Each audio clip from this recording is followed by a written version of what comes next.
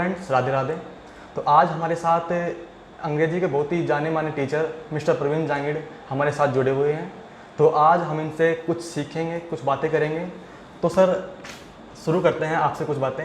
आप सबसे पहले थोड़ा बहुत इंट्रोड्यूस बता दो आपका कि आपने कोचिंग की शुरुआत कब से की थी। देखो, मेरा उद्देश्य जो था ना कोचिंग शुरू करने का, वो ये नहीं था कि बच्चों को आप वही चीज़ें पढ़ाएं जो उनके क्लास के सब्जेक्ट्स में आती हैं। जब मैंने 2009 में पढ़ाना शुरू किया था ना बच्चों को, तो एक साल जॉब करने के बाद में, शायद एक साल नहीं, दो तीन साल मान लीजिए, बच्चों को पढ़ाने के बाद में मुझे रियलाइज़ हुआ कि बच्चों को जो बेसिक नॉलेज होता है ना, वो मिल नहीं पाता। और किसी न किसी वजह से स्कूल का सिस्टम कह लो या फिर स्कूल में जो बच्चे बिल्कुल वीक हैं, उनको स्टेप बाय स्टेप तरीके से बेसिक से एडवांस की तरफ आप बच्चों को कैसे तैयार करोगे, वो बहुत मुश्किल होता है। क्योंकि स्कूल में क्या होता था कि पीरियड्स आते थे, फर्स्ट पीरियड हो गया, सेकंड पीरियड, एक अलग अलग जो सब्जेक्ट होते थे ना, उनके लिए वो निर्धारित कर दिए जाते थे। अब जिस बच्चे को जोड़ बाय की गुणा भाग तक नहीं आता मैथ में, इंग्लिश में ये नहीं पता कि वोवल्स और जो कॉन्सोनेंट्स क्या होते हैं, तो अब ये सारी समस्याएं देखकर फिर मुझे रियलाइज़ हुआ कि नहीं, इन बच्चों को शायद बेसिक चीज़ की ज़रूरत है। और स्पेशली अपने ग्रामीण इलाकों में तो ऐसा होता ही है। गाँव में तो क्या होते हैं कि जो बच्चे होते हैं ना, वो अंग्रेजी से ऐसे डरते हैं जैसे तो कोई भूत हो। अंग्रेजी बहुत डर होता है वास्तव में है ना, मतलब मुझे खुद को नहीं पता कि बच्चे इतने क्यों डरते हैं। तो बस यही था, कोचिंग शुरू करने का मानस मैंने बना लिया था कि बच्चों को स्कूली एजुकेशन तो स्कूल में मिलता रहेगा, लेकिन उसके अलावा जो एक्स्ट्रा होता है ना, एक्चुअल में हम उसको एक्स्ट्रा नहीं कहेंगे, उनके लिए जो हेल्पफुल जो नॉलेज होता है ना, बेसिक से एडवांस तक पढ़ाना बच्चों को, वो शायद बच्चों को कहीं ना कहीं मिलना चाहिए। और अपने गांव वाले बच्चों को तो ज़रूर मिलना चाहिए। तो इसी चीज़, हाँ बिल्कुल, उनको वास्तव में ज़रूरत होती है। अब शहरों में जाओगे तो वहाँ पे काफ़ी सारी फैसिलिटीज़ देखने को मिल जाएंगे आपको, बड़ी बड़ी इंग्लिश स्कूल, हाँ मॉडर्न स्कूल हैं, वहाँ पर एक्स्ट्रा क्लासेस भी चलाते हैं, होम ट्यूशन भी प्रोवाइड करवा देते हैं, अलग अलग जगह पर कोचिंग भी खुली हुई थी। लेकिन गांव में क्या, गांव में तो ऐसा कोई था ही नहीं। तो इस चीज़ को ध्यान में रखकर फिर 2009 से मैंने कोचिंग कराना शुरू कर दिया था बच्चों को। तो 2009 से कोचिंग करा रहे हैं? 2009 से अब कंटिन्यू 13 साल आप करीबन बिल्कुल कोचिंग पे फोकस कर रहे हैं? पूरा फोकस हाँ कोचिंग पे ही है। तो इन 13 साल में मतलब आप कोचिंग की शुरुआत की थी आपने, वो मतलब बचपन से आपका सपना था कि बचपन से आप क्या सोचते थे कि बचपन में क्या बनना था और आज आप टीचर बन गए, कोचिंग के सीईओ हो, हेड डायरेक्टर हो, तो मतलब बचपन में आप क्या सोचते थे और आप इस एज पे आप क्या सोचते हो? तो इल्यूजन से रियलिटी की तरफ कितना चेंजेस आता है? चेंजेस देखो, बचपन की बात करें तो सच में मैं खुद पढ़ाई में एवरेज भी नहीं कहूँगा, कमज़ोर ही था। शुरुआत की जो एजुकेशन थी हमारी संस्कृत स्कूल है, 8वीं तक उसमें हुई थी। फिर उसके बाद में बड़ी स्कूल, हमारी गवर्नमेंट स्कूल हायर सेकेंडरी, वहाँ पढ़ाई की। तो स्कूली लेवल पर मैं वीक स्टूडेंट ही था। बट हाँ, मैंने कहीं ना कहीं सोच लिया था कि मेरे को बड़ा होकर है ना जो टीचर ही बनना है। देखो, मैं ये कोई मोटिवेशन था टीचर बनने का या फिर खुद से अंदर से आया था? मतलब अगर मैं बताऊँ तो मोटिवेशन तो था, लेकिन वो जो तरीका था ना, वो नेगेटिव तरीका था। हमारे एक सर थे, मैं नाम नहीं लूँगा उनका, बहुत अच्छे सर थे और आज उनकी इम्पोर्टेंस हमें आज पता चल रही है सच में कि टीचर ऐसा ही होना चाहिए। लेकिन वो बच्चों की पिटाई है ना जम के किया करते थे बहुत भयंकर तरीके से, है ना, पेन उंगलियों के बीच में, है ना। उस टाइम ऐसा कोई कानून भी नहीं था और एक्चुअल में कानून की ज़रूरत भी नहीं थी, है ना। वो माहौल उस टाइम का परिवेश है ना, ऐसा था। तो पिटाई बहुत भयंकर करते थे। 19 है गुण आपने पीटने का मतलब डंडा तेज मारते वैसे खींच के मारते। तो फिर पता है मैं 6th या 7th क्लास में था, तो उस टाइम मैंने सोच लिया था कि मैं भी है ना टीचर बनूंगा बड़ा होके और मैं भी बच्चों की पिटाई करूंगा। ये जो टीचर है ना मेरी पिटाई करते हैं ना, इनका बदला मैं लूँगा। लेकिन वास्तव में जब मैंने मैं बाय एजुकेशन बीकॉम हूँ, तो बीकॉम कंप्लीट की, उसके बाद में सोचा कि अब करें क्या। तो कहीं ना कहीं आपके अवचेतन मन में बचपन में सोची हुई चीज़ें घूमती रहती हैं, आपको आइडिया नहीं रहता। जब आप ऐसे सोचते हैं ना क्या करूं, तो फिर सेट हो जाता है कहीं ना कहीं लेवल। और वो बार बार वही आवाज़ आ रही थी कि यार चलो बच्चों को पढ़ाते हैं। मतलब मुझे नहीं पता था कि मुझे टीचर बनना है या नहीं, मुझे अच्छा ये लगता था कि बच्चों को पढ़ाना। अब उस पढ़ाने को अपन टीचर बोल देते हैं, टीचिंग बोल देते हैं, पढ़ाने वाला टीचर हो गया, तो बस ऐसे टीचर बन गया। गवर्नमेंट स्कूल में पढ़े शुरू से हाँ। 12th क्लास तक, तो इंग्लिश के प्रति आपका जो प्रेम है वो किस तरह से डेवलप हुआ? अरे हाँ, ये बात तो सही है। इंग्लिश के प्रति जो मेरा इंग्लिश सब्जेक्ट कैसे लगती है, इंग्लिश ही आपको पूरे कैरियर के लिए सेलेक्ट किया आपने? मैं जब स्कूल में 8वीं के बाद में, शायद हाँ 8वीं के बाद में 9th क्लास में जब मैं गवर्नमेंट स्कूल में एडमिशन लिया ना, बड़ी स्कूल में, तो वहाँ पर ऑटोमेटिक ही इंटरेस्ट डेवलप हो गया। मुझे खुद को भी नहीं पता कि मेरे को इंग्लिश अच्छी क्यों लगती है। बाकी जो स्टूडेंट हमारे साथ के जो फ्रेंड्स लोग जो थे ना, 11th में मैंने कॉमर्स ली थी, तो बाकी जो लोग थे वो अकाउंट सोल्व कर रहे होते थे, है ना, ये जो BST एक सब्जेक्ट होता है उसको याद कर रहे होते थे। लेकिन जब मेरे पास में जब भी खाली पीरियड होता था ना, कि जैसे आज सर नहीं आए कोई, तो उसमें मैं इंग्लिश लेके बैठ जाया करता था, कॉर्नर में बैठ जाया करता था क्लास में। तो इंग्लिश में जो इंटरेस्ट है ना, वो मेरा 9th क्लास में ही डेवलप हो गया था और अच्छी लगती थी मुझे। तो ऐसे अच्छी लगते लगते लगते और मैं उसमें कुछ ज़्यादा ही खो जाया करता था। एक बात तो क्या था कि हमारे एक इंग्लिश के टीचर थे, वो 11th 12th में पढ़ाया करते थे। तो उनका एक पता नहीं क्या मानस था, दिमाग में क्या सोचते थे वो, उस टाइम वो बोलते थे कि आपके जो मार्क्स है ना, मैं 70% से ज़्यादा नहीं दूंगा। 11th क्लास में हाफ ईयरली एग्ज़ाम हुआ, 70 मेरे 69 मार्क्स दे दिए उन्होंने, और जबकि मुझे अंदाजा था कि मेरे 100 में से 85 या उससे ऊपर आएंगे मार्क्स। अब 12th में भी ऐसा ही हुआ। तो फिर मैंने सर को मन ही मन चैलेंज दे दिया था। मैंने कहा सर कोई दिक्कत नहीं, आप है ना जो यहाँ पे तो नंबर काट लोगे, बट बोर्ड एग्जाम में कौन काटेगा? आप यहाँ से 20 में से आप 18 भेज दोगे, 15 भेज दोगे, 16 17 भेज दोगे, लेकिन बोर्ड एग्जाम में तो मैं नंबर लेके आऊँगा। तो बिल्कुल। तो 12th क्लास में जब रिजल्ट आया ना, तो उसमें मेरे इंग्लिश में 82 मार्क्स आए थे। उस टाइम की बात है जब गवर्नमेंट स्कूल में पढ़ा करते थे, कोई गाइडेंस भी नहीं थी, सेल्फ स्टडी के थ्रू तब जाकर कहीं। हाँ, आपने कहा बीकॉम आपने किया है, तो आपका जो बीकॉम वाला डिग्री है वो इस फील्ड में कितना क्या यूज? अरे भाई, बीकॉम का मतलब है कॉमर्स। 11th 12th में मैंने कॉमर्स ली। 11th 12th में मेरे पास टाइप थी, टाइपिंग, इकोनॉमिक सब्जेक्ट नहीं था, टाइपिंग थी। और आज मेरे को कोचिंग चलाते हुए 13 साल हो गए। इन 13 सालों में जब मैं पेपर टाइप करता हूँ ना, तो मेरे को वो टाइपिंग वाला जो है ना हमारे 11th 12th में था, वो बहुत याद आता है। तो जो टाइपिंग वाला था ना, वो आज मेरे काम आ रहा है। हिंदी की भी टाइप मैं कर लेता हूँ, इंग्लिश की टाइपिंग भी मैं कर लेता हूँ आसानी से। तो हिंदी की टाइपिंग बहुत ज़्यादा, हिंदी की टफ होती है, बट वो मेरी कॉमर्स की देन है। फिर मैं कॉलेज में गया तो वहाँ पर इकोनॉमिक्स ले ली थी। तो कॉमर्स में मैंने डबल सब्जेक्ट का बेनिफिट लिया। 11th 12th में टाइपिंग सीख गया, वो मेरे आज तक काम आ रही है और आगे तक काम आती रहेगी।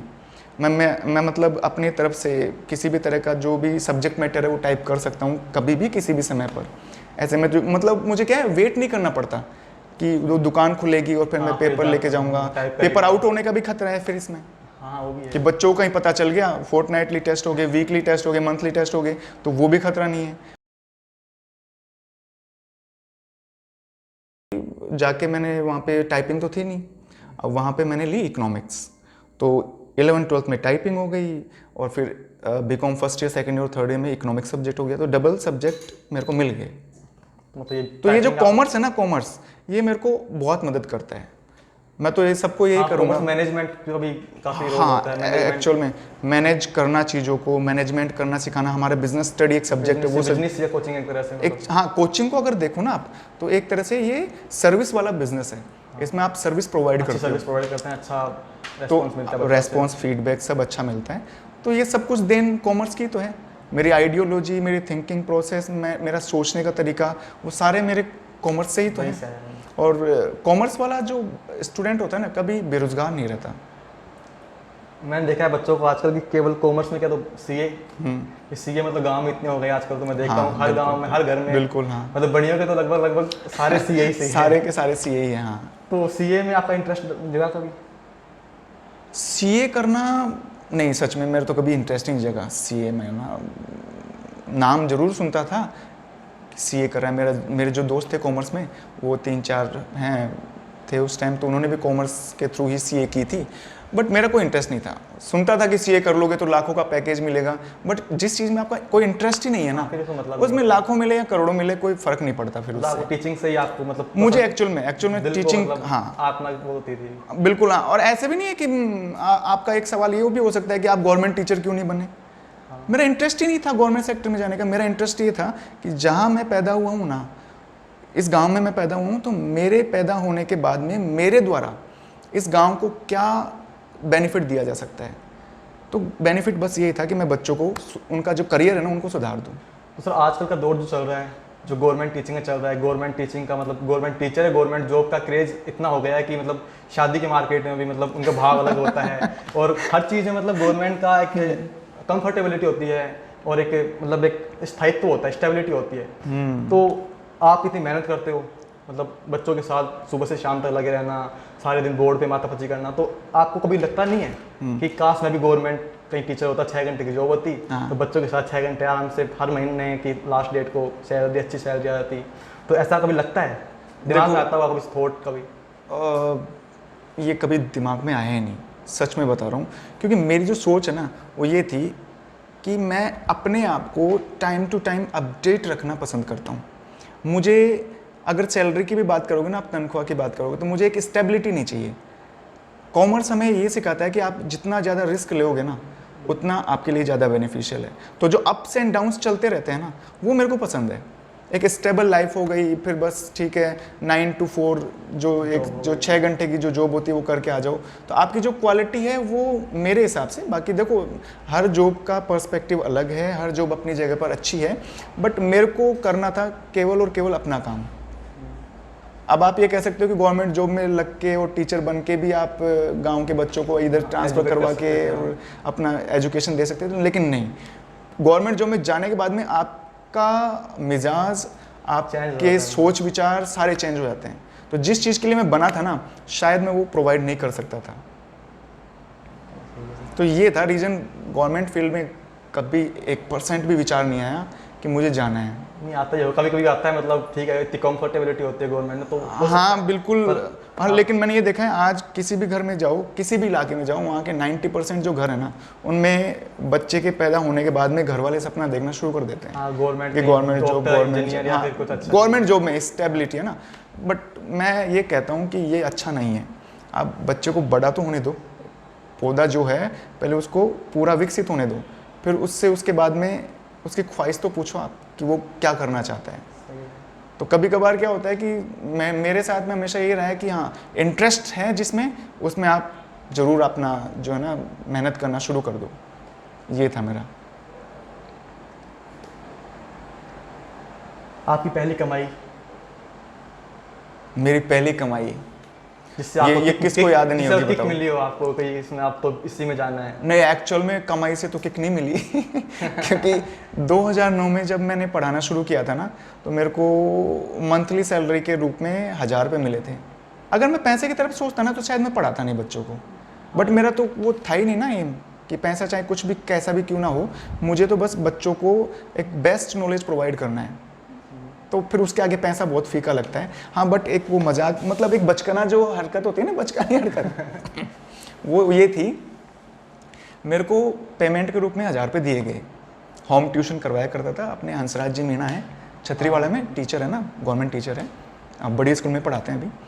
तो उनके बच्चे थे, तो उनको मैं पढ़ाया करता था, 2 घंटे जाया करता था शाम को शुरू में। हाँ, तो महीना कोचिंग से पहले एक्चुअल में। हाँ, तो उन्होंने मेरे को 1000 रुपये दिए 1 महीना पूरा होने के बाद में। अब 500-500 के 2 नोट थे वो।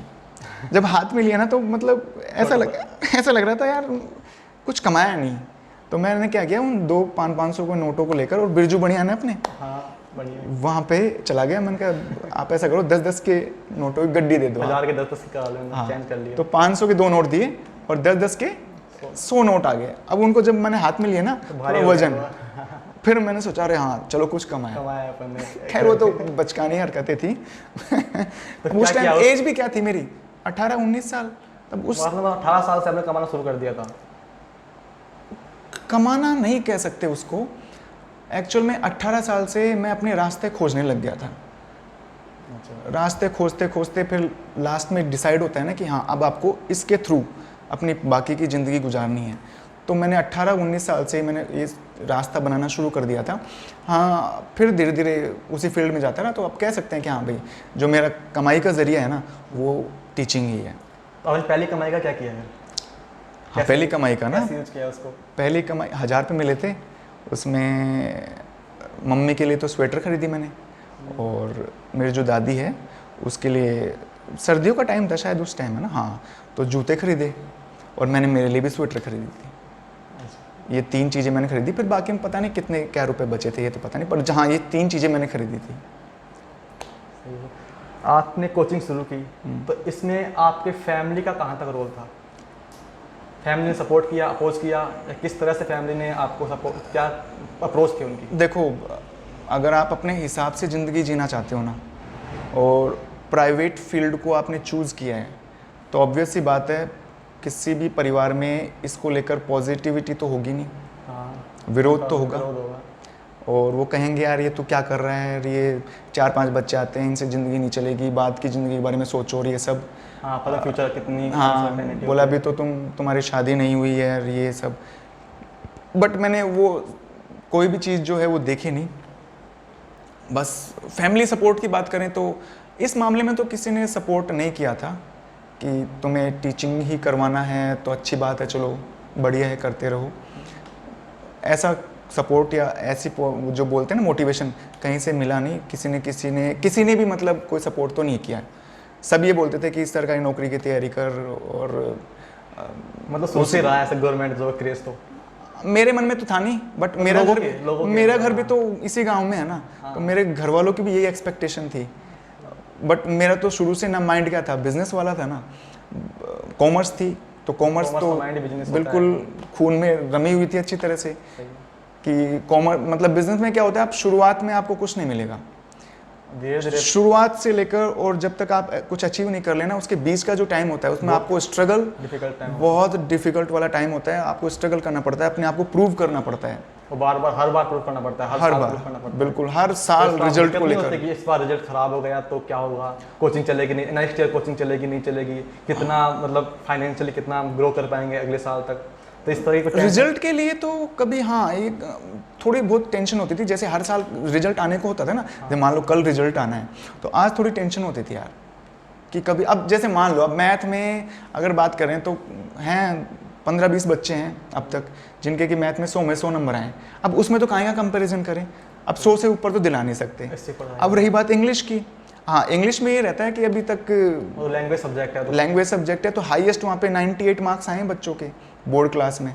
अब 98 से कम जाते हैं ना तब थोड़ी सी टेंशन रहती है। अब की बार का जो रिजल्ट आया था उसमें 98 ही रहा था, 99 आए तब खुशी रहती है। बट उससे कम जाते हैं, अब जैसे मान लें किसी के बच्चे के 92 आ रहे हैं, 95 आ रहे हैं। अभी जब रिजल्ट की बात करें अपन तो टोटल 10th क्लास में 17-18 के समथिंग स्टूडेंट थे, उनमें से 7-8 बच्चों के लगभग 90 प्लस 85 प्लस नंबर थे। देखने में तो ये अच्छे नंबर हैं, बहुत अच्छे नंबर हैं, हाँ, बट कंपैरिजन करें ना अपन, कंपैरिजन करें कि भाई आप पिछले साल यार इतना था तो थोड़ा सा डिससेटिस्फेक्शन मिल ही जाता है। कोई फियर आपके मन में, किसी तरह का फियर, डर?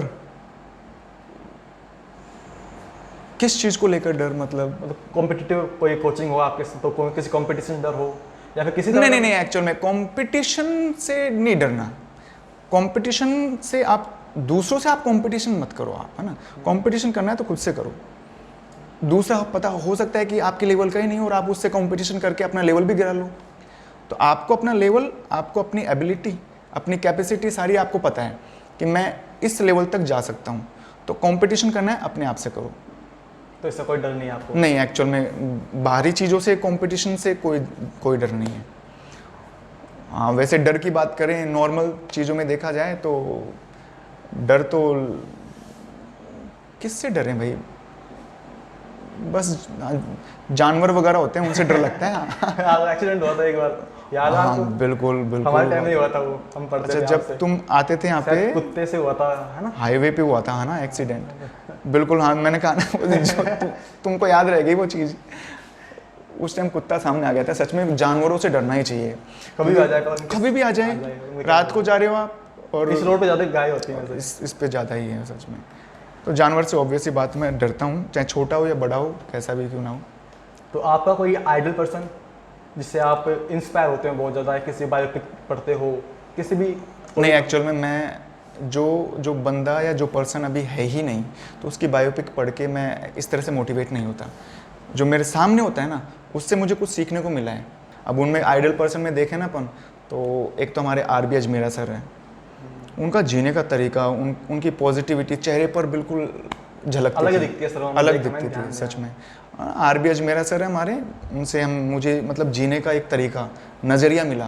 पहले जब मैं शायद सबके साथ ही होता था, हंस नहीं पाता था प्रॉपर तरीके से। मैं ये सोचता था कि यार हंसेंगे तो पता नहीं अभी कोई समस्या आ गई तो फिर दुखी होना पड़ेगा ये।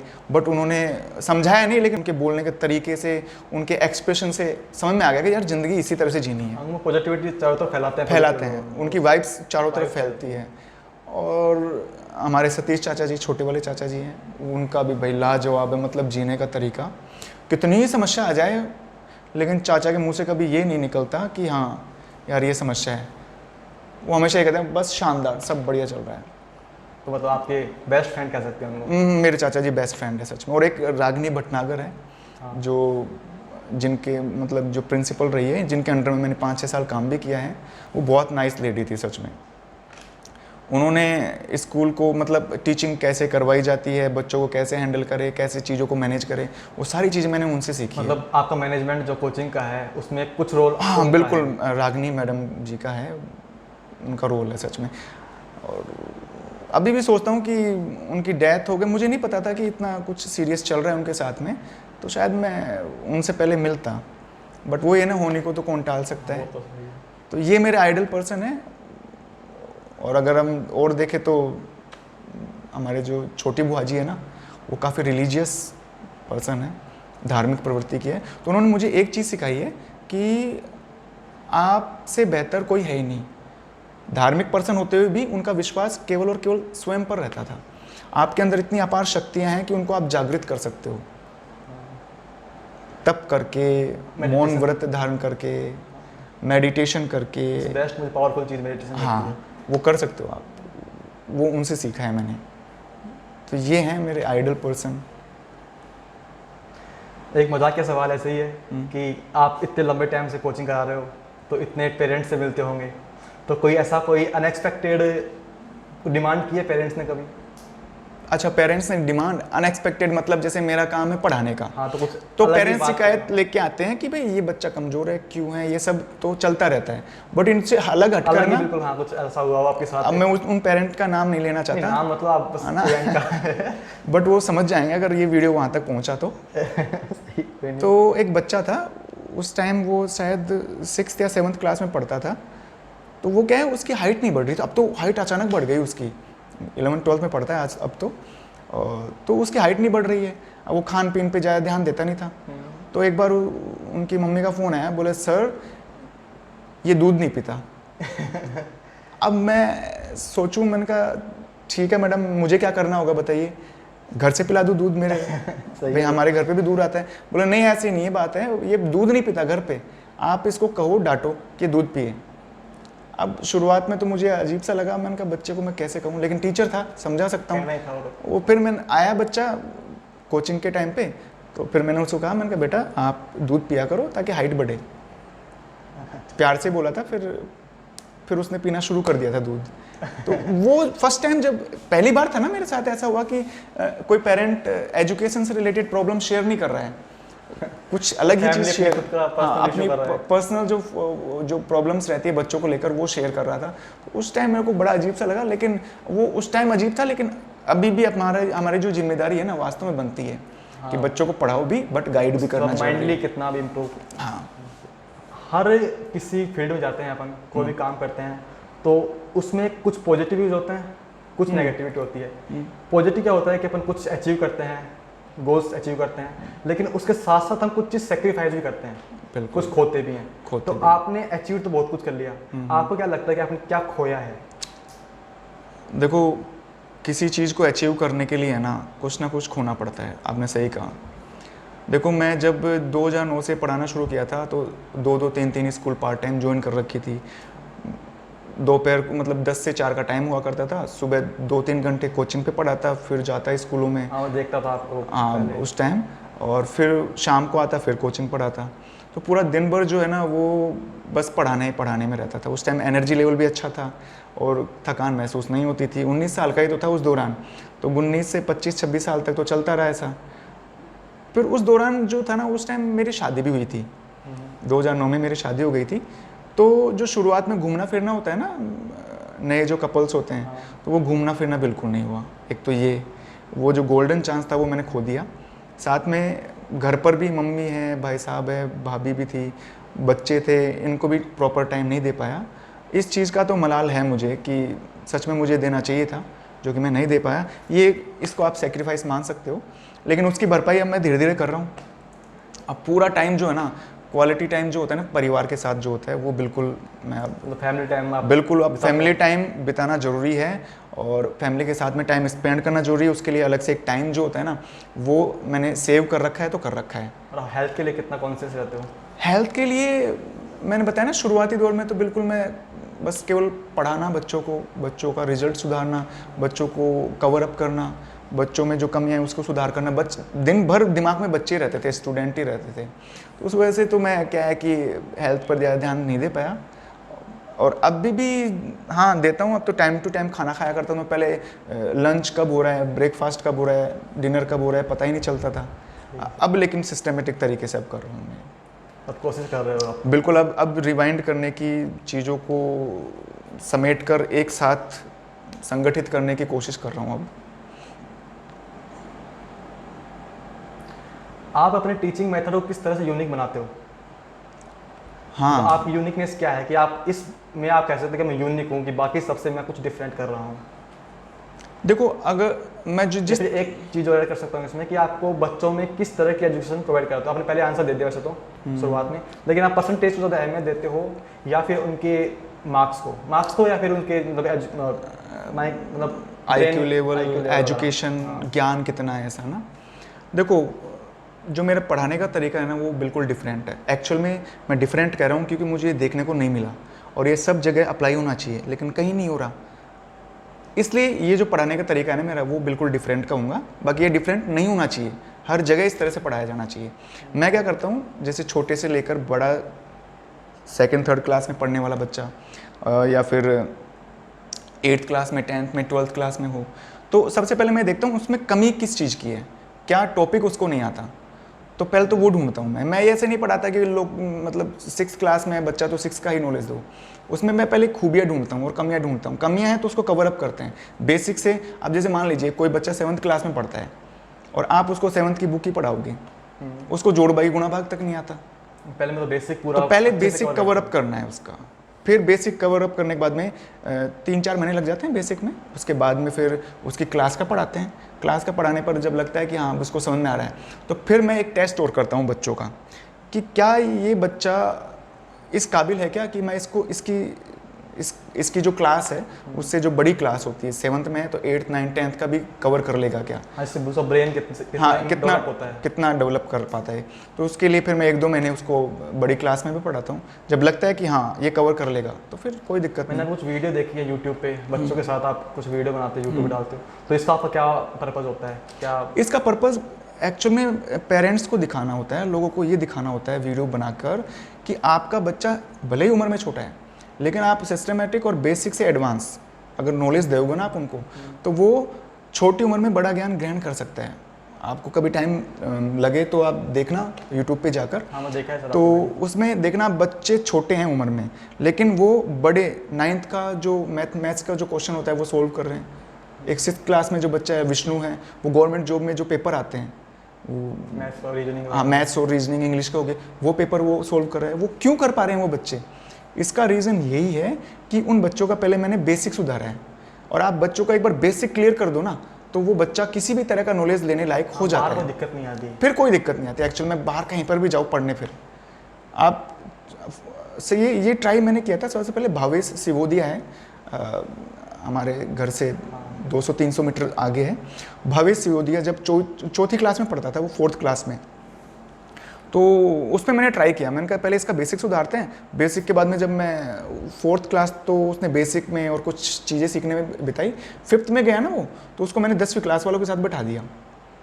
इंग्लिश में इंग्लिश पढ़ रहा था, इंग्लिश के पीरियड में मैथ के पीरियड में मैथ पढ़ रहा था वो, तो वो सारे कवर अप कर रहा था अच्छी तरह से। तो 10वीं क्लास के जो बड़े बड़े बच्चे थे वो भी कह रहे थे, बोले सर इसको कहाँ से पकड़ लाए? तो मेरा ये जवाब था, मैंने कहा पकड़ उकड़ के कहीं से नहीं लाया, इसने बच्चे ने मेहनत की है, तब कहीं जाकर आपके जैसा जो तैयार। और जो भी क्वेश्चन पूछो आप, तो 10th क्लास वाले बच्चे से पहले जवाब दे दे वो। हाँ वो तो इसके तो होती है। हाँ ये तो है ही, बेसिक से आप लोगे बच्चों को तो वो फ़ायदेमंद तो रहता ही है। तो ये सवाल थोड़ा बच्चों वाला ही है कि आपको एक कोई विश मिले भगवान से, कि आपको एक अच्छा। विश मिलनी है कि आप एक ही विश मांग सकते हो, तो आप वो विश क्या मांगोगे? तो उससे मेरी बस एक विश है, या यूँ कह लूँ कि अपने आप से विश यही है कि अपने आप का ध्यान अच्छी तरह से रख पाऊँ, ताकि मैं बच्चों का फ्यूचर में ध्यान रख पाऊँ, बच्चों की। हाँ बिल्कुल, लंबे टाइम तक। देखो जाना तो सबको एक दिन है, नहीं वो बात नहीं ठीक है ना, लेकिन जब तक रहूँ ना तो अपने आप से मैं कमिटमेंट यही करता हूँ कि बच्चों के साथ में जब तक अटैच हूँ मैं, तब तक उनके लिए बेस्ट से बेस्ट करता रहूँ, और ये टाइम थोड़ा ज़्यादा लंबा रहे, बस ये है। आपको कभी एजुकेशन मिनिस्टर बना दें तो आप क्या मेजर चेंजेस चाहोगे एजुकेशन सिस्टम से?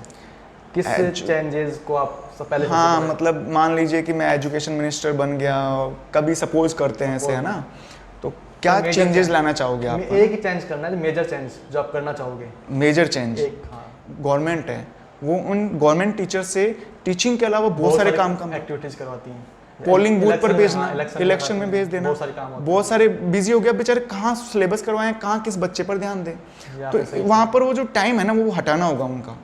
उनके लिए तो एक अलग ये से अगर मैं एजुकेशन मिनिस्टर होता ना तो सच में मैं वो जो पोलिंग वाला जो है ना, जो इनको अलग से कार्यभार दिया जाता है वो हटाकर, और पहले इनको स्कूल में बच्चों को अच्छी एजुकेशन प्रोवाइड करवाने के लिए मोटिवेट करता, प्रॉपर टाइम देता इन टीचर्स को जो भी अपने गवर्नमेंट स्कूल में हैं, और उनको कहता है कि आप बस बच्चों की पढ़ाई पर ध्यान दो, जब आपकी ज़रूरत होगी, सख्त ज़रूरत होगी, तभी हम आपकी जो भी मतलब योग्यताएं हैं उनका यूज़ करेंगे हम। तो एक सवाल और रह गया, आप अभी 2 साल पहले 2 साल तक कोविड का पैंडेमिक चली थी, हाँ, तो उस कोविड पैंडेमिक के चलते आपको किस तरह की दुविधाएं हुई, किस तरह की परेशानियों का सामना करना पड़ा? देखो कोविड सच में सभी के लिए बहुत ही भयानक एक्सपीरियंस था ना, बट मुझे एक मेरी जो एक आदत है ना वो ये है कि मैं सेविंग्स पर बहुत ज़्यादा ध्यान देता हूँ। शुरू से का मतलब जब से मैंने कमाना शुरू किया है ना, तो मैं अपनी इनकम का मैं क्या फॉलो करता हूँ, देखो अपनी जितनी भी इनकम हो, चाहे से वो 1000 रुपये हो, लाख रुपए हो या करोड़ रुपए हो, जितना भी हो, तो उसका 25% है ना आदमी को हमेशा बचा के चलना चाहिए। हाँ, कभी भी जरूरत पड़ सकती है, कभी भी इमरजेंसी। तो मेरी आदत शुरू से रही है, 2009 से जब मैंने कमाना शुरू किया था, वो 1000 रुपये जब मैंने शुरू में कमाए थे ना, उसमें मैंने सेविंग की थी, एग्जैक्टली पता नहीं कितनी की थी, बट सेविंग किए हुए पैसे है ना मेरे कोविड में काम आए थे। तो उस टाइम पे आपको मतलब मेरे को कोई समस्या का सामना नहीं करना पड़ा, जितने भी, हालांकि मैं बताऊं तो कोविड के टाइम में हमारे खर्चे डबल हो गए थे। हाँ, सब घर पे थे, तो एंजॉय कर रहे थे, कभी क्या बन रहा है, कभी क्या बन रहा है, कभी क्या बन रहा है, लेकिन वो कभी खली नहीं कि भाई हाँ यार पैसे कम हो जाएंगे, ऐसा कभी नहीं था।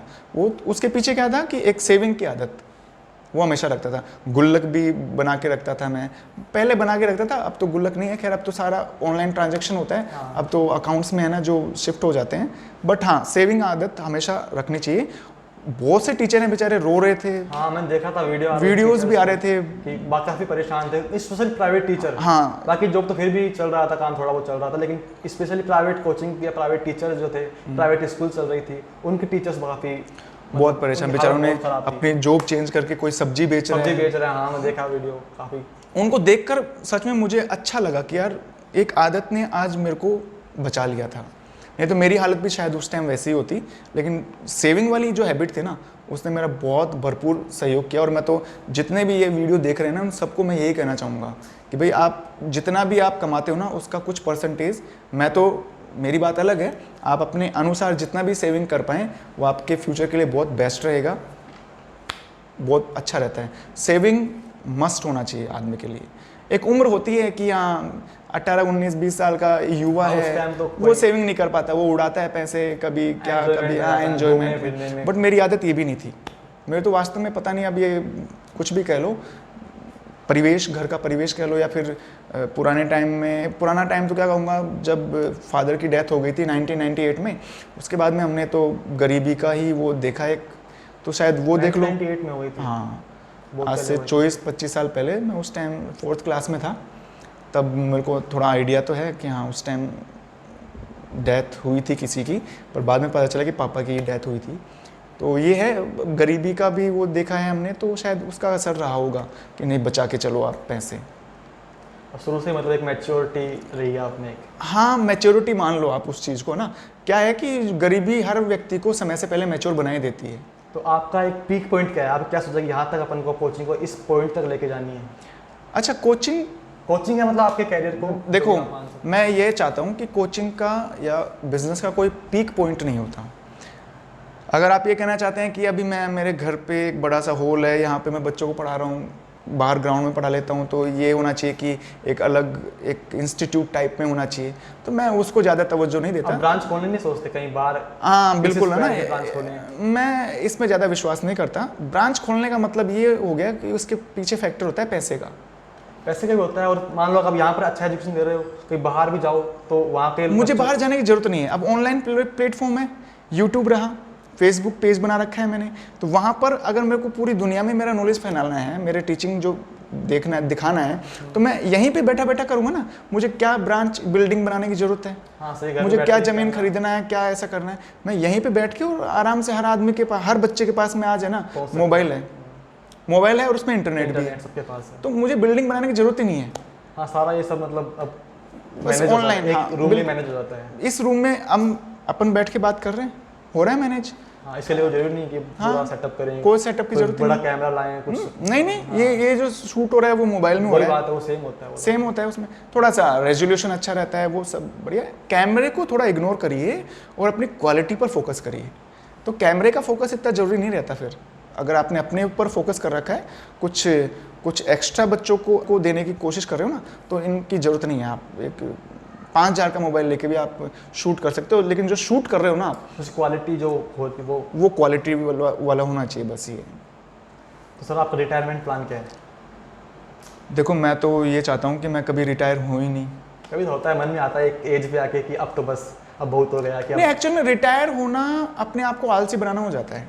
जब तक आप एक्टिव हो ना, तब तक आप जी रहे हो, और जब रिटायर हो गए ना कि मतलब सब काम धंधा छोड़ दो और बस बैठे रहो आराम से सुबह लोग शाम। सोचते हैं कि मतलब अब थोड़ा रेस्ट देंगे काम को, फिर बाहर घूमना फिरना करेंगे, थोड़ा मस्ती मजाक दोस्तों के साथ मिलेंगे, घर परिवार से मिलेंगे, रिलेटिव्स के साथ टाइम स्पेंड करेंगे, फैमिली के साथ टाइम स्पेंड करेंगे। वो तो हो जाता है ना, अभी भी हो रहा है काम के साथ में। रिटायरमेंट के मतलब एक एज के बाद लगता है हाँ, एक एज के बाद तो लगता है। खैर, बात तो सही है आपकी, बट मेरा रिटायरमेंट प्लान ऐसा कुछ भी नहीं मैंने सोच रखा है।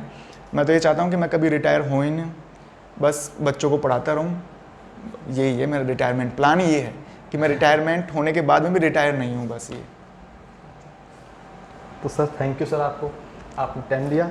और आपका कोई एक स्लोगन आप हमें ऑडियंस को क्या कहना चाहोगे? देखो, ऑडियंस को तो यही कहना चाहूँगा कि यदि आप स्टूडेंट हो ना, तो पढ़ाई पर ध्यान दो, क्योंकि आपकी जो पढ़ाई है ना, आपको कहाँ से कहाँ तक पहुँचा सकती है ये आपको भी नहीं पता अभी तक।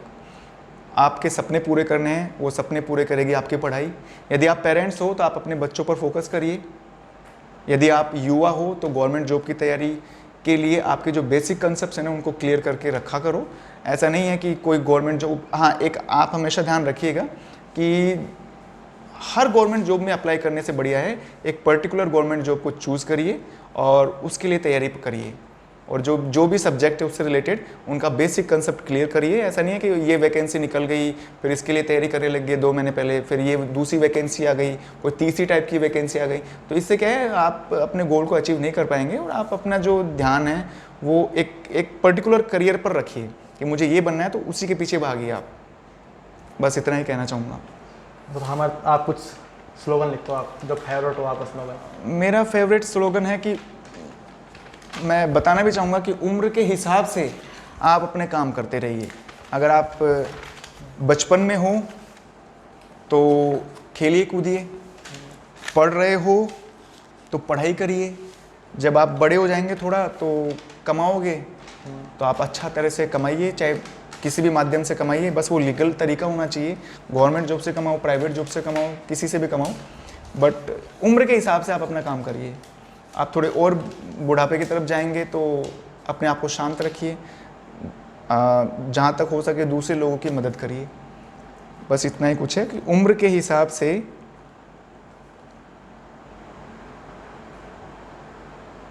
कार्य करते रहें। लापरवाही न करें। आपकी जिस उम्र में आप प्रवेश करते हो, बिल्कुल,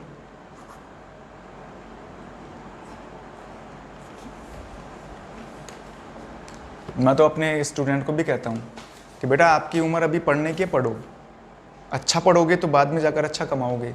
जब कमाने की उम्र होगी ना तो आप कमाइए अच्छी तरह से।